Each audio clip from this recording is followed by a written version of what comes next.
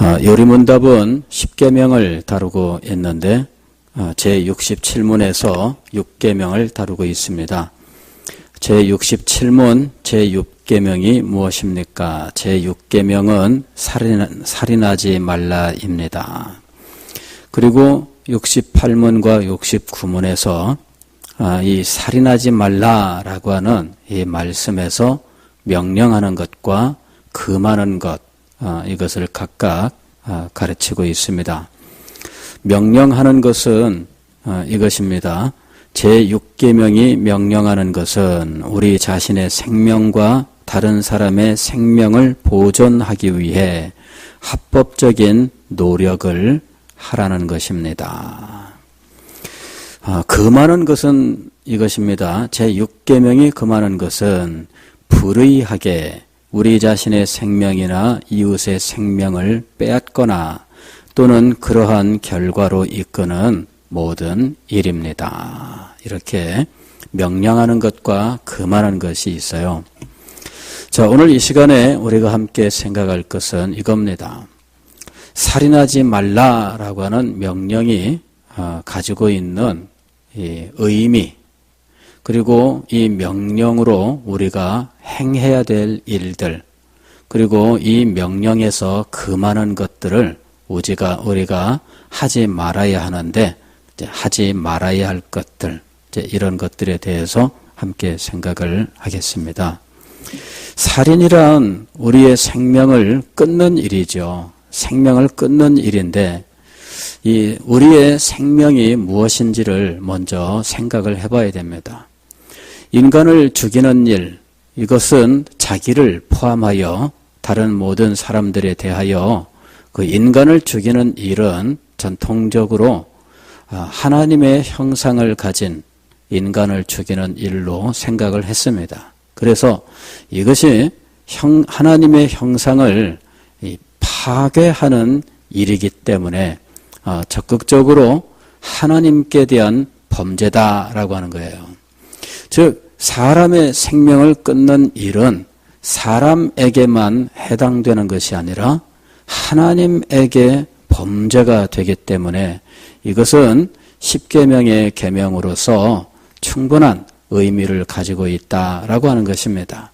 이것이 단순한 도덕법이 아니라 하나님과 관계된 심각한 영적인 질병 혹은 영적인 범죄라고 하는 사실을 우리들이 먼저 기억을 해야 됩니다.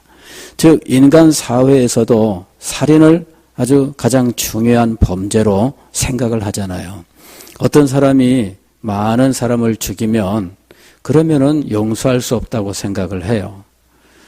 그리고 이것은 사회 질서를 위하여 어쨌든 이 살인자들에 대하여는 최고의 형벌을 가하도록 하고 있습니다.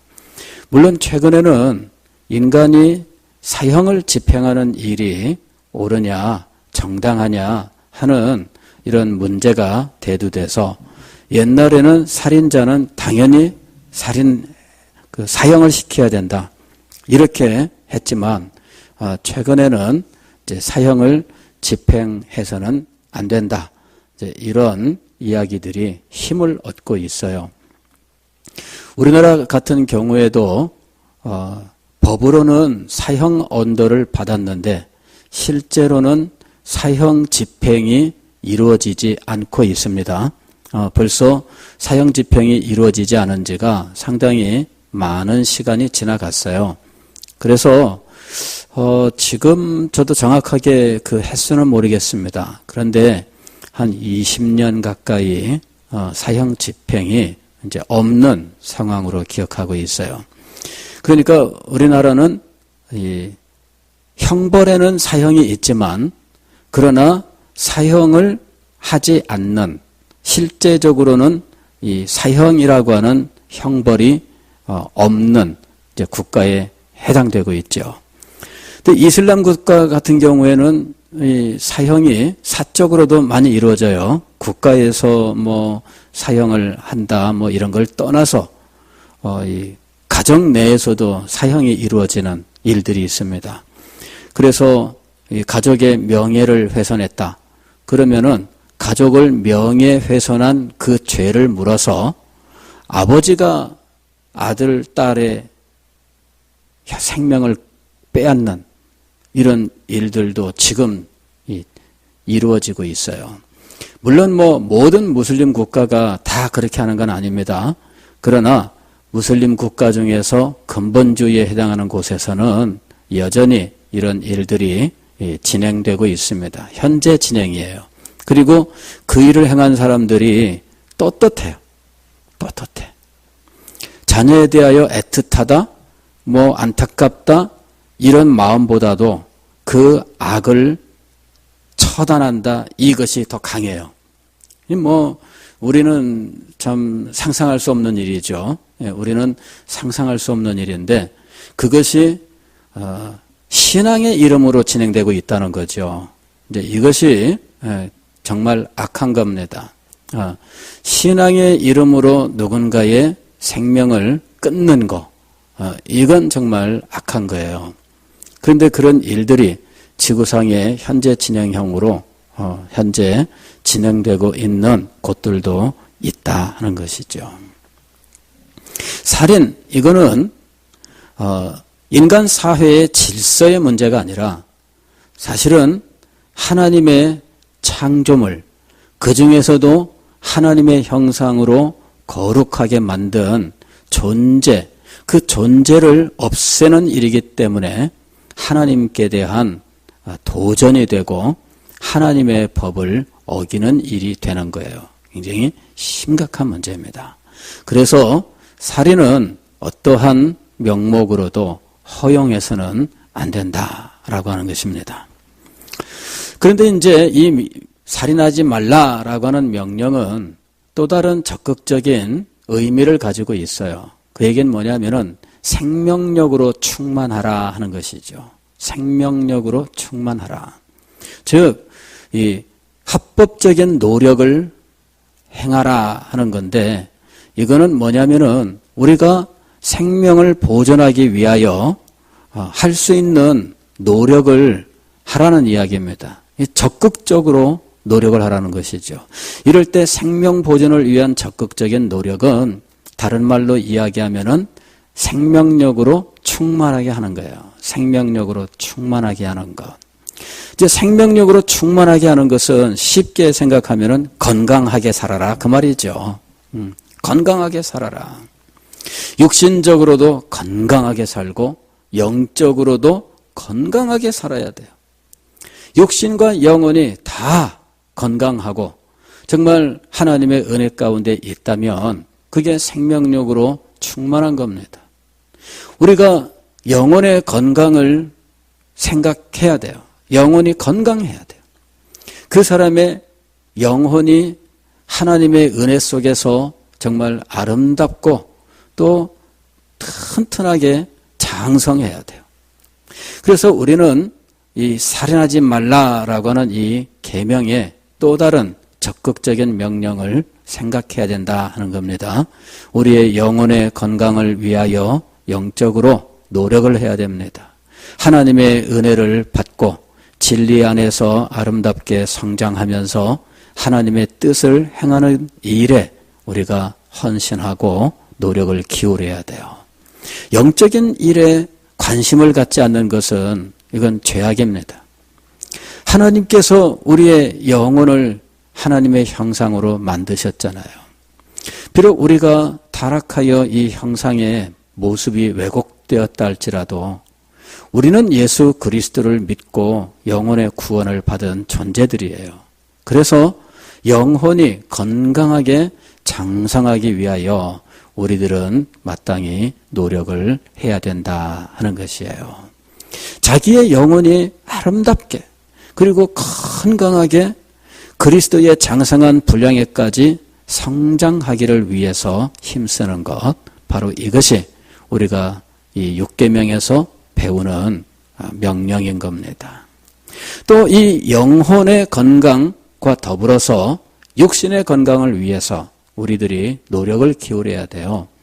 육신이 건강하지 못해서 늘 아프고 이런 사람들, 그럴 경우에 그 사람도 불행해요. 건강하지 못하면은 늘 아프잖아요. 아프면은 마음속에서 기쁨이 사라지게 되고 짜증만 나게 되고 그리고 모든 것이 다 그냥 의욕이 사라지면서 힘도 없고 나른하고 이래서 적극적으로 무엇인가를 하고 싶은 마음도 사라지고 하여튼 많은 문제들이 일어나요. 그래서 육신을 건강하게 하는 것, 바로 이것이 육계명에서 우리에게 명령하고 있는 겁니다. 육신의 건강을 위해서 우리들이 운동도 참 적절하게 하고 그 다음에 질병이 있으면은 이 질병을 신속하게 치료할 수 있도록 하고 또 이 건강을 위해서 이제 의료 수단의 도움도 받고 이렇게 해야 됩니다. 어떤 곳에서는 이 의료 수단 자체를 거부하는 사람들도 있어요. 그런데 이것은 잘못입니다. 특별히 이 수혈을 거부하는 사람들이 있습니다. 여호와의 증인 같은 이단에서는 이 수혈을 거부하지요. 왜냐하면은 하나님이 피를 먹지 말라고 했는데 이 수혈이라고 하는 것은 이 피를 먹지 말라라고 하는 이 계명을 어기는 일이라 이렇게 생각하는 거죠. 그래서 이 사람들은 응급 수술이 필요한 이런 순간에도 수혈을 거부해서 이 굉장히 어려움을 느끼는 경우들이 많아요. 지금 이 사람 의료 조치를 해야 되는데 수혈을 거부하면 이걸 행할 수가 없잖아요. 그러면 의료 현장에 있는 사람들이 난감하고 이런 상황에서 이 사람을 어떻게 생명을 보존할 수 있느냐. 참 어려운 문제죠. 그래서 이 수혈을 거부하는 이런 이런 일들이 과연 이 살인하지 말라라고 하는 이 계명과 어떤 관계에 있는지를 생각을 해야 돼요. 피를 먹지 말라라고 하는 이 계명을 지키기 위해서 수혈을 거부하는 것만큼 살인하지 말라라고 하는 이 계명을 지키는 것이 또한 중요한 거예요. 자기가 지금 의료 조치를 받으면 살 수 있는데 이것 자체를 수혈 때문에 거부하여 죽음에 이르게 된다면 살인하지 말라라고 하는 또 다른 계명을 범하는 일이 되는 겁니다. 그래서 사실은 하나님의 말씀을 지킨다고 하면서 하나님의 말씀을 또 범하는 이런 어떤 역설 혹은 아이러니한 일들이 벌어지고 있다는 거예요. 그런데 의료 조치는 피를 먹는 것과는 상관이 없습니다. 우리가 이걸 알아야 돼요. 의료 조치는 피를 먹는 것하고는 상관이 없습니다. 그래서 수혈을 거부할 필요가 없습니다. 수혈을 거부하여 그 생명을 잃게 된다면 그것 자체가 살인 행위가 되는 거예요. 이거는 우리가 적극적인 자살은 아니지만 그러나 수동적인 자살 행위가 되는 겁니다. 지금 이 10계명은 6계명은 뭘 금하고 우리의 생명을 빼앗는 것을 금하는데 자기 자신의 생명과 이웃의 생명이에요. 자기 자신의 생명이 들어가요. 그렇기 때문에 자살을 금하는 겁니다. 자살이라고 하는 것 물론 그 과정에 이르기까지 이 사람이 얼마나 많은 아픔과 고통을 겪었을지에 대해서 그가 겪게 된 좌절이나 실패 이런 것들에 대해서는 우리가 충분히 아파하고 함께 고민을 해야 됩니다. 그러나 자살 행위 자체는 정당화될 수가 없어요. 왜냐하면은 이미 처음부터 말씀을 드렸지만 이것이 하나님의 형상을 파괴하는 일과 직결되는 문제이기 때문입니다. 그래서 우리는 다른 사람의 생명을 빼앗는 것뿐만 아니라 자기 자신의 생명을 빼앗는 문제도 역시 이 6계명에서 금하고 있다는 사실. 그리고 요리문답은 이렇게만 말씀합니다. 6계명에서 금하는 것은 무엇입니까? 그러면서 제6계명이 금하는 것은 불의하게 우리 자신의 생명이나 이웃의 생명을 빼앗거나 그 다음에 뭐라고 되어 있냐면은 또는 그러한 결과로 이끄는 모든 일입니다. 그러한 결과는 뭐예요? 생명을 빼앗는 결과가 되는 모든 일이에요. 그러한 결과로 이끄는 모든 일을 금하고 있습니다. 요리문답은 이 6계명에 대해서 아주 합리적으로 우리에게 가르쳐주고 있습니다. 왜 수혈 거부가 살인죄가 되는지 아시겠죠? 수혈을 거부하여 죽음에 이르게 되는 것은 결국은 수혈 거부가 무엇으로 이끄는 거예요? 생명을 빼앗는 일로 이끄는 겁니다.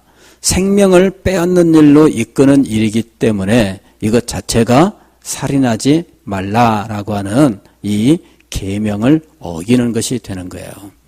두 개의 충돌되는 계명이 있습니다. 수혈을 받으면 살지만 안 하면 죽는다. 그럴 때 수혈을 안 받겠다. 수혈을 하지 말라라고 하는 계명이 교회로부터 주어졌습니다. 그 이단 교회로부터.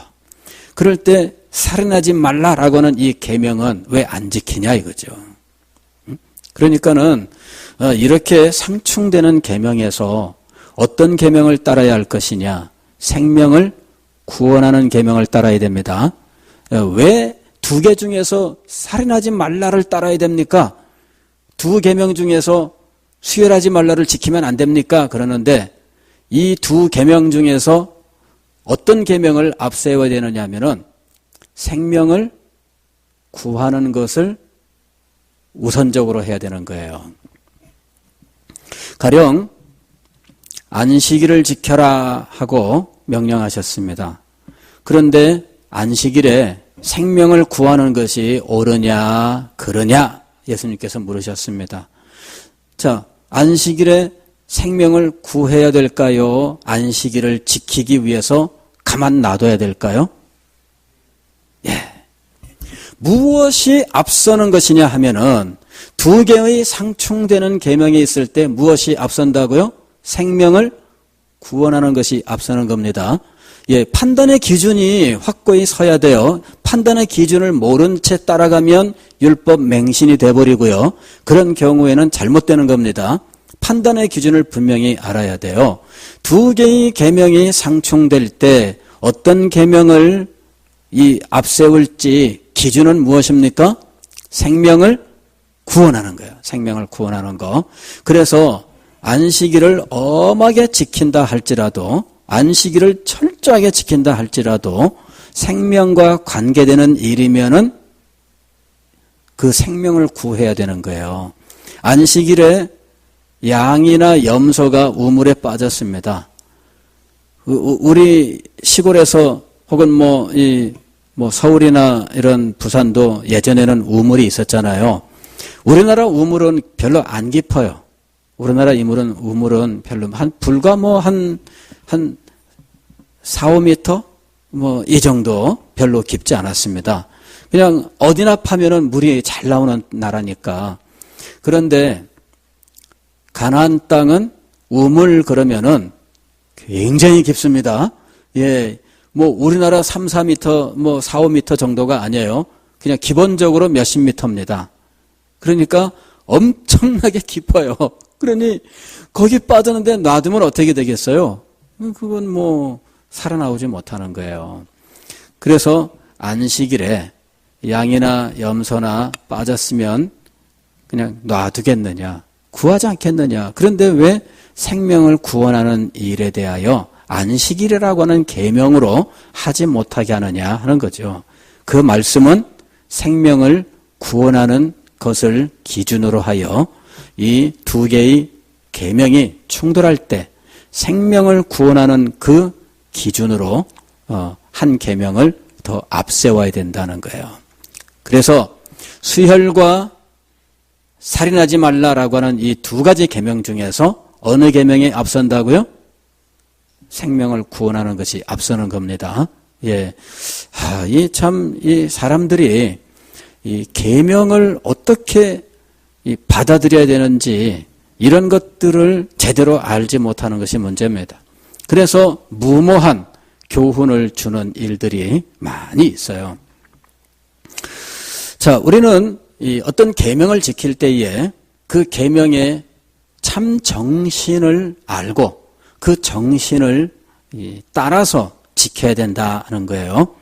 자, 살인하지 말라는 생명력으로 충만하라 하는 적극적인 명령을 담고 있으며 생명력으로 충만하기 위하여는 영적인 건강과 육적인 건강이 필요하다라고 하는 사실에 대해서 함께 생각을 했습니다.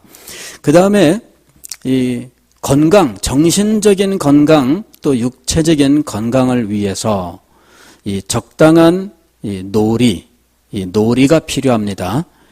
그러니까 어떤 스트레스 해소를 위하여 참 친한 사람들끼리 운동을 한다든지 기타 적절한 놀이를 하는 것은 이건 건강에 도움이 되는 일들이에요. 다만 이런 것들이 언제나 지나치는 것을 경계해야 됩니다. 지나친다고 하는 건 뭐냐면은 이 일이 어떤 집착이 된다거나 중독이 된다거나 하는 일들이에요. 가령 게임 같은 거 할 수 있습니다. 컴퓨터 게임 할 수 있어요. 문제는 뭐냐면은 중독이 되는 거예요. 중독이 되어서 날마다 게임에 빠져서 정상적으로 다른 일을 못하게 될 때 그게 중독입니다. 중독에 빠지면은 정상적인 삶을 못 살아요. 예전에 제가 어떤 교회에 있을 때 말씀드렸잖아요. 청년인데 30살 전후되는 청년이었는데 교회를 안 나와요. 그래서 그 부모님에게 제가 이제 물어봤습니다. 요새 누구 어떻게 바쁩니까? 어떻게 통 안 보이네요. 그랬더니 예, 취업을 준비하기 위해서 지금 공부 중인데 참 힘드네요. 이제 이러셔요. 그래서 저는 이제 그런 줄로 알았습니다. 그런 줄로 알았는데 나중에 이 어머님이 찾아오셔서 목사님 사실은 이렇습니다 하면서 이 얘기를 해주는데 그때 PC방이 막 생기고요. 그러면서 유행한 게임이 있었는데 스타크래프트라고 하는 게임이 얼마나 유행을 했는지. 근데 이 친구가 그 게임에 빠져 있다는 거예요. 그래서 밤에 꼬박꼬박 날마다 밤새서 게임만 하고 있다는 거예요. 새벽까지 게임을 하고 그리고는 자. 12시쯤 돼서 일어나서 아침 먹고 그리고 또 자. 저녁 6시쯤 일어나서 점심 먹고 그리고는 세수하고 게임 빠진 사람들은 세수 안 합니다. 그리고는 이따가 그 다음에는 이 컴퓨터 앞에 앉는다는 거예요. 그때부터 게임에 빠지는데 하루에 12시간씩 게임을 하는 거예요. 그래가지고 사람이 정말 아무것도 못하는 거예요. 그 중독에 빠지면은 그의 정신세계가 파괴가 됩니다. 중독에 빠지면은 정신세계가 파괴되고요. 그 다음에 그 사람의 삶이 파괴가 돼요. 그러니까 이게 개인적으로도 문제이지만은 이 사람이 그리스도인이라면 그리스도인으로서 하나님께 받은 사명을 온전히 감당할 수 없습니다. 그래서 이 중독을 금하는 거예요. 이 중독의 문제는 다음 주에 7계명 할 때 다시 또 말씀을 드리겠습니다. 건강을 위하여 게임을 하는 것도 괜찮고요. 놀이를 하는 것도 괜찮습니다. 우리들은 신앙이 좋다 그러면은 그런 걸 아예 안 하는 것으로 생각하는데 그렇지 않습니다. 그런 것들 다 신앙이 아무리 좋아도 여러분 게임할 수 있어요. 놀이할 수 있습니다. 즐겁게 기쁘게 살아가세요. 괜찮아요. 그렇게 하는 것이 우리에게 좋습니다. 건강에 참 좋은 거예요. 정신 건강에도 육신의 건강에도 참 좋은 거예요. 문제는 거기에 빠지는 거죠. 거기에 빠지는 거예요. 조기 축구에 나가세요. 괜찮아요. 운동하세요. 문제는 주일날 운동하러 간다고 주일 빠지는 거지. 그게 문제인 거지. 운동은 괜찮아요. 그러니까는 뭐든지 지나치는 것이 문제인 거예요. 적당히 적절하게 해서 건강하게 하는 거, 그거는 얼마든지 우리는 장려합니다. 마음껏 하세요. 노래 부르기 좋습니다. 이거 얼마나 좋은 거예요. 찬송만 불러야 될까요? 우리는 너무 믿음이 좋아서 찬송만 불러야 될 줄로 생각을 해요. 그런데 꼭 그럴 필요는 없습니다. 저도 사실은 중학교 때까지는 소위 이 트로트 노래들을 많이 듣고 컸어요. 그러다 보니까 지금도 트로트 노래는 뭐 제가 적극적으로 그 이후에 고등학교 때부터는 부르지는 않았는데 그래도 남아있어요. 그래서 노래가 라디오에서 흘러나오면은 웬만한 노래는 다 알겠더라고요. 오늘도 걷는단마는 정처없는 이발길도 알고요. 이 천둥상 뭐죠? 그런 거라든지 뭐 노래들 나오면은 알겠더라고. 근데 불러봐라 그러면은 이제 처음엔 알겠는데 다는 못 불러요. 하다가 그 다음에 뭐지? 괜찮아요. 그런 노래들 불러도 괜찮아요. 예. 근데 믿음이 좋으면은 우리는 이제 그런 거는 이제는 아예 이제 우리는 이제 평생 끝이다. 그게 아닙니다. 괜찮아요. 문제는 중독되는 것이고요. 집착하는 것이고 그 일을 하느라 주일도 빠지고 또 성경 공부도 안 하고 기도 생활도 안 하고 그 일 때문에 이런 일들이 안 된다면 그러면 이제 이건 문제가 되는 거예요. 건강하게 사세요. 건강하게 사세요. 즐겁게 사세요. 부부간에도 즐거운 일을 찾아서 행할 수 있도록 하시고 건강을 위해서 함께 행하세요. 정말 좋은 일입니다. 6계명은 우리가 생명력으로 충만하게 살아라 이렇게 우리에게 명령하고 있는 거예요. 영적인 건강과 육체의 건강을 위해서 노력을 하고 그리고 또 생명력으로 충만하게 되도록 여러분들이 힘써 노력을 하세요. 우리는 너무나 금욕하는 데 집중하고 있어요. 근데 개혁신학은요, 금욕을 강조하지 않습니다. 개혁신학은 우리가 이 세상에서 뭐 하지 말 걸로 둘러싸여서 살아가도록 하지 않습니다. 적극적으로 이 세상의 삶을 살아가도록 오히려 가르치고 있어요. 이 세상에서 즐거운 것들 여러분 누리세요. 다만 어디까지 가서는 안 된다? 중독하고 되고 집착하는 데까지 가서는 안 된다. 그리하여 그리스도인으로서 자기가 주님께 받은 사명과 계명들을 지키는 것을 하지 못하게 만드는 그 상태까지 가서는 안 됩니다.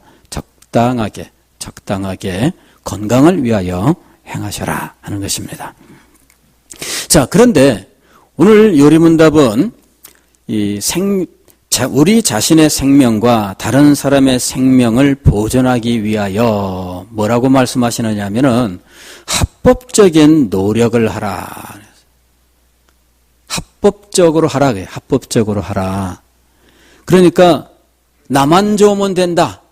그렇게 되면 안 되는 거야. 나만 좋으면 된다. 그 다음에 어떻게 되든지 생명만 구원하면 된다. 그렇게 해도 안 된다는 거예요. 아까 우리가 마태복음 16장 25절 26절 말씀을 읽었잖아요. 나를 위하여 자기의 생명을 버리는 것. 즉 생명을 버리는 문제에 대해서 우리 주님께서 말씀하셨어요. 즉 진리를 위해서, 교회를 위해서, 복음 전파를 위해서 주님께서 주신 사명을 감당하기 위하여 그 일들을 위하여는 자신의 생명을 아끼지 말라 하고 말씀하셨어요. 자, 아까 계명이 상충될 때 이 상충되는 계명 중에서 어느 것을 선택할지 기준이 있다고 말씀을 드렸잖아요. 그럴 때 첫 번째 기준은 뭐였습니까? 생명을 구원하는 쪽으로 그랬어요. 자, 이번에는 복음을 전하는 문제입니다.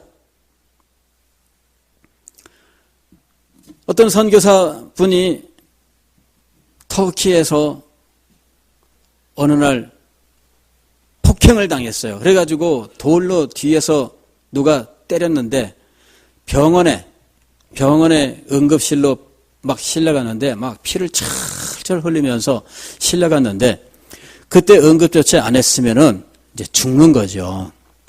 근데 이분이 병원에 가서 이렇게 왜 이제 그 경찰들이 와가지고 왜 이렇게 됐는가 조사를 해봤더니 누군가 이 사람이 선교사인 걸 알았어요. 그래가지고 이 사람을 자기가 돌로 이렇게 이제 친 거예요.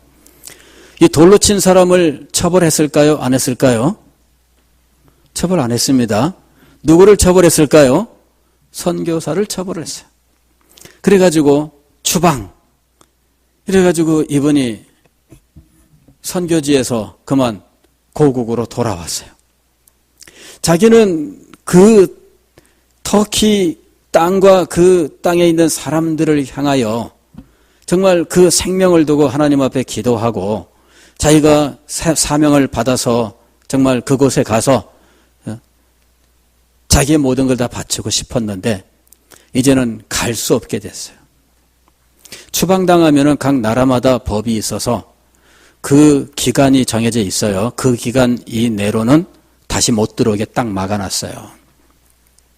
그러니까 이분이 뭐 한 10년인가 뭐 이렇게 일단 무조건 못 들어가는 거예요. 무조건.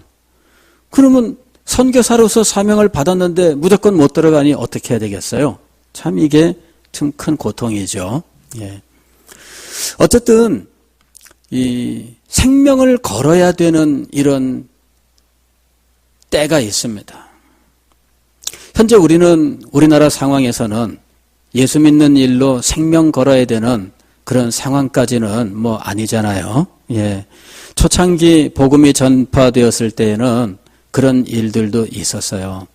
제가 아는 어떤 장로님은 그 할아버지께서 우리나라 초창기에 예수님을 믿은 분인데 경상북도 산골에서 이분이 예수님을 믿었어요. 그랬더니 마을에서 마을 사람들이 이 사람을 멍석마리를 했어요. 멍석마리가 뭐냐면요. 타작마당에서 타작할 때 쓰는 큰 그 멍석 있잖아요. 거기에다가 이 사람을 탁 눕혀놓고 김밥 말듯이 또로로로 말아요. 그러고 난 다음에 그 위에 몽둥이로 내리치는 겁니다. 예. 그러면은 몸에 충격이 와갖고 뼈 마디마디까지 되게 이완되고 심각하게 이게 이 내장 기관이 울리면서 파손이 됩니다. 그래서 외적으로는 이 사람이요 멍든 것이 없는데 속으로는 다 이 골아 빠져요. 온몸이. 그래서 놔두면은 며칠 내로 죽습니다. 굉장히 무서운 거예요. 그러니까는 나라 법에 걸리지 않고, 왜냐면 누구 죽였다 이렇게 나라 법에 걸리지 않고 왔을 때 사람은 죽고, 이게 멍석말이에요.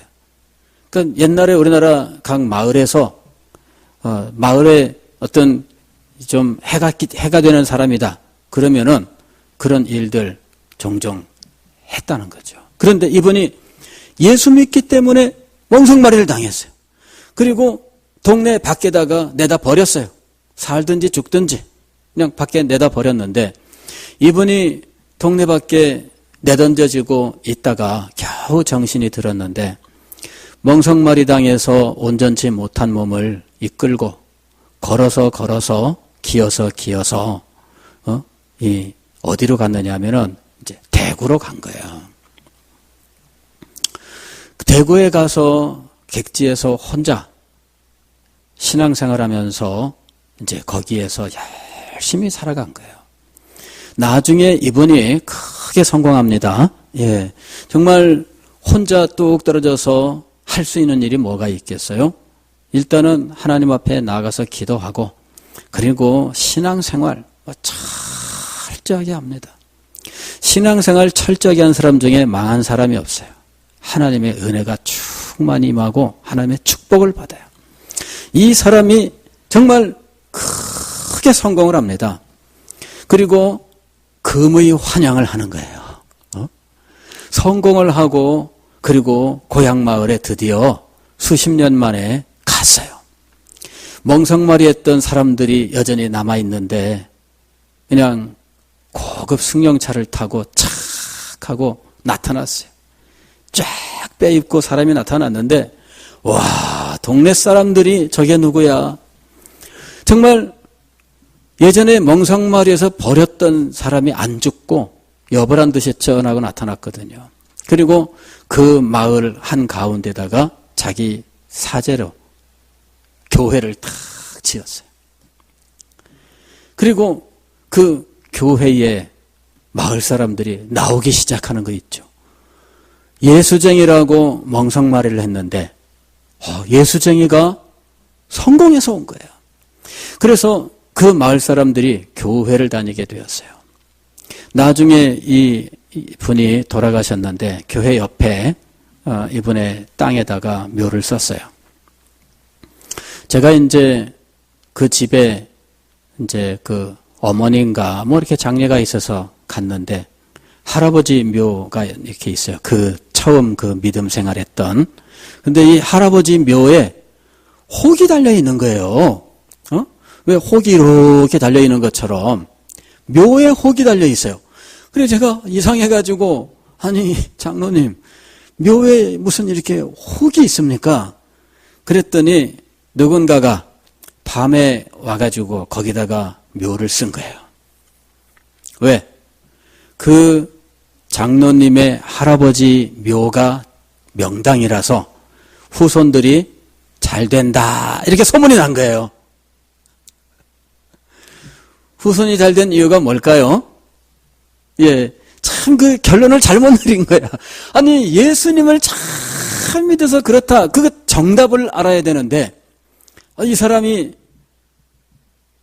명당짜리 때문이라고 소문이 나가지고요. 거기에다가 누가 와서 묘를 쓴 거예요. 그러면 저 같으면은 어떻게 할까요? 당장 파내야지. 이걸 어떻게 거기다 놔둡니까? 일단 신문에 광고 내고 여기 제 뭐 어디 주소 대면서 어디에 묘에 이렇게 옆에다가 살짝 묘를 쓴 이 묘 주인은 며칠까지 이거를 파가라. 그렇지 않으면은 우리가 임의로 뭐 하겠다. 뭐 이렇게 하고서는 그리고는 이제 뭐 묘를 깨끗하게 정리할 것 같은데 그냥 혹을 그냥 놔두고 있더라고. 장로님 이 혹을 왜 이렇게 그냥 두십니까? 그랬더니 하시는 말씀이 어차피 복받은 거는 무덤 때문에 복받은 게 아닌데 뭐 그것 가지고 뭐 우리가 뭐 그럴 필요가 없습니다. 그러더라고. 야, 참 마음이 대인배예요. 대인배. 여러분 진리를 위해서 생명을 걸어야 되는 때가 있습니다. 그럴 때에 생명을 구하는 것이 맞을까요? 진리를 위하여 생명을 버리는 것이 맞을까요? 예, 이건 뭐 생명을 버리는 것이 법이다 이렇게 계명으로 나와 있지는 않습니다. 그러나 그 순간에 우리들이 하나님께로부터 은혜를 받아서 그 순간을 알 수가 있습니다. 영적으로 깨어있는 사람은 피해야 될 때와 죽어야 될 때를 분별할 수 있습니다. 가령 사도 바울이 복음을 전하다가 돌로 쳐 맞아서 죽은 줄 알고 내다 버리는 이러한 그 생명의 위협을 당하는 때도 있었어요. 그러나 어떤 때에는 광주리에 타고 성 밖으로 도피를 하고 생명을 구원한 적도 있어요. 자, 어느 것이 맞아요? 그때 사도 바울은 광주리 타고 나오면 안 되고 죽어야 되는 것이 합당한 거 아니었을까요? 예. 그건 하나님의 뜻입니다. 그건 하나님의 뜻입니다. 그럴 때 사도가 하나님의 뜻을 분별할 수 있는 영적인 통찰이 있어서 그 순간에 그는 순순히 성도들이 도피시켜주는 대로 도피를 한 겁니다. 우리가 그렇게 봐야 되는 거예요. 그러나 순교의 순간이 오면은 압니다. 그때에는 순교하는 거예요. 저도 과거에 그런 생각을 했습니다. 그 76년인가 뭐 그 판문점 도끼 만행 사건 있었잖아요. 미군들이 그 판문점 내에 이 미리나무 이거 이렇게 이제 잘라내기 위해서 갔는데 인민군들이 와가지고 도끼로 이 미군들을 이제 내리쳐 죽인 사건이 있었어요. 굉장히 사건이 커졌고요. 전쟁이 난다 이러는 아주 급박한 상황이 되었어요. 그때 이제 우리 지도하시던 장로님이 그때 이제 이런 말씀을 하시더라고요. 지금 굉장히 위태로운 상황인데 만약에 전쟁이 난다면 자기는 신앙을 지키기 위하여 재입대하겠다 이러시더라고. 그때 재입대가 가능한 연령이었는지 모르겠어요. 근데 자기는 재입대하겠다 이렇게 말씀하시면서 여러분들도 공산당에 내려와서 총을 들이대고 예수 믿을래 안 믿을래 그럴 때 예수 믿겠다. 이 생명의 위협 앞에서도 예수 믿겠다. 순교의 각오를 가져야 된다. 이렇게 이제 말씀을 하셨어요. 그 말씀을 듣고 제가 이제 고민에 빠졌습니다. 제가 상상을 해봤어요. 내 앞에 와서 그럴 때 어떻게 해야 될까? 장로님 말씀대로 나는 예수님을 믿을 겁니다. 그러면서 소리치고 땅 해가지고 죽어야 되냐? 아니면은 생명을 보존하고 나중에 전도를 많이 하느냐? 어떻게 해야 될까요? 예수 안 믿습니다. 이렇게 말하고 일단 사는 거야. 일단은 먼저 일단 살고 그러고 난 다음에 대신 나중에 전도 많이 하면 되지 않을까요?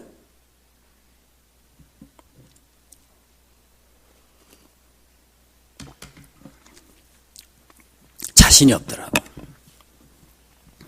그래서 제가 하나님 앞에 기도를 드렸어요. 주님, 이 장로님 이리 말씀하셨는데 저는 총을 겨누면서 예수 믿을래 죽을래 이럴 때 예수 믿겠습니다 이렇게 나는 예수님이 좋아요 이렇게 외칠 용기가 없습니다. 그래서 내가 정말 착잡한 마음으로 부끄러운 마음으로 주님 앞에 기도를 드렸어요.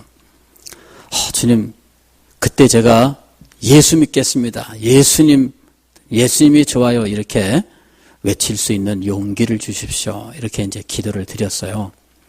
그랬더니 문득 나중에 주님이 깨달음을 주셨는데, 야, 미리부터 순교한에 설레발 치지 마라 그러시더라고. 미리부터 순교한에 설레발 치지 마라. 때가 되면 내가 다 할 것이다. 마음에 자유가 오는 거 있죠. 내가 지금부터 난 순교야. 이딴 식으로 말하고 다닐 필요가 없는 거예요. 지금부터 내가 미리 그런 말을 할 필요가 없어요. 내가 할 일은 뭐예요? 지금 예수님을 잘 섬기는 거예요. 내가 하는 일은 지금 교회를 잘 섬기는 거야. 내가 지금 할 일은 하나님의 말씀에 순종하는 거예요. 그게 내가 지금 힘쓸 일이에요. 진리를 배우고 익히며 진리를 따라 살며 정말 기도와 찬양 속에서 하나님의 일을 위하여 내가 충성을 하는 것이 지금 할 일이에요. 순교는 때가 되면 하나님께서 순교를 하게 하시든지 살리시든지 그것은 하나님께서 하실 것이다. 그게 딱 오는 거예요. 그래서 제가 자유를 얻었습니다. 주님 감사합니다. 제가 지금 미리 순교합니다 이렇게 자신 있다 큰 소리 칠 필요도 없고 나는 내 할 일을 하다가 주님 때가 되면 주님께서 하라시는 대로 하겠습니다. 그거를 알게 되었어요. 진리를 지키기 위해서 생명을 버려야 된다면 버리는 것이 합당합니다. 제가 들은 이야기입니다마는 그 북한에서 피난 나올 때 어떤 목사님이 장로님하고 교회를 지키려고 했는데 장로님이 목사님은 일단 피난을 가세요. 교회는 제가 지키겠습니다. 그리고 전쟁 끝나고 자유롭게 되면 오셔서 그때 계속해서 이 교회를 목사님 목양하시면 되겠습니다. 목사님 일단 피난 가시고 제가 교회를 지키겠습니다. 이래 가지고 목사님이 장로님 그래도 장로님 가시고 제가 남겠습니다. 둘이서 한참 하다가 이제 결국 장로님이 제가 나이가 더 많으니 제가 지키고 목사님 가세요. 이래가지고 목사님이 내려왔어요. 장로님이 지금까지 지키고 계신지 모르겠어요. 목사님은 못 갔어요. 그 후로. 예, 못 갔습니다. 여러분, 교회를 지키기 위해서 생명을 바쳐야 되는 때도 있어요. 그때 그 일에 대해서는 주님께서 인도하실 거예요. 물론 이거는 영적으로 깨어있는 사람들이 주님의 인도를 받는 겁니다. 그렇지 않은 사람들은 이런 인도를 받을 수가 없어요. 문제는 뭐냐면은 합법적으로라고 하는 거예요. 합법적으로. 그것이 합법적이다 그 얘기입니다. 무조건 생명을 구하는 것이 1등이 아니다 그 얘기입니다. 계명이 충돌할 때 1차적으로는 생명을 구원하는 계명, 그것을 기준으로 계명을 지키지만 그러나 그것에 앞서는 것이 있는데 하나님께서 원하시는 때에 진리를 위하여 죽고 교회를 위하여 죽는 일이 있다 그 얘기입니다. 그럴 때 그것은 살인하지 말라라고 하는 이 계명을 어기는 일이 아니다 하는 거예요. 오늘 우리는 이 살인하지 말라라고 하는 이 계명이 단순한 한마디, 굉장히 짧은 계명이 아니라는 사실을 이제 좀 알게 되었을 겁니다. 그죠? 예, 이 계명은 굉장히 심오한 계명이에요. 그리스도인의 존재와 그의 사명 전반에 연결되는 아주 중요한 계명입니다. 사랑하는 성도 여러분, 우리의 생명은 하나님의 형상대로 지음받은 참으로 소중한 것이라서 생명력으로 충만케 해야 되는 것이 우리에게 주어져 있는 사명이면서 또한 이 생명도 진리를 위하여 복음 전파를 위해서 교회를 위해서 하나님의 영광을 위해서는 기꺼이 버려야 되는 때도 있다는 사실에 대해서 함께 공부했습니다. 생살인하지 말라 이 계명의 뜻을 깨닫고 자신의 생명을 소중하게 하나님 앞에 드리는 우리가 될 수 있기를 주의 이름으로 축원합니다.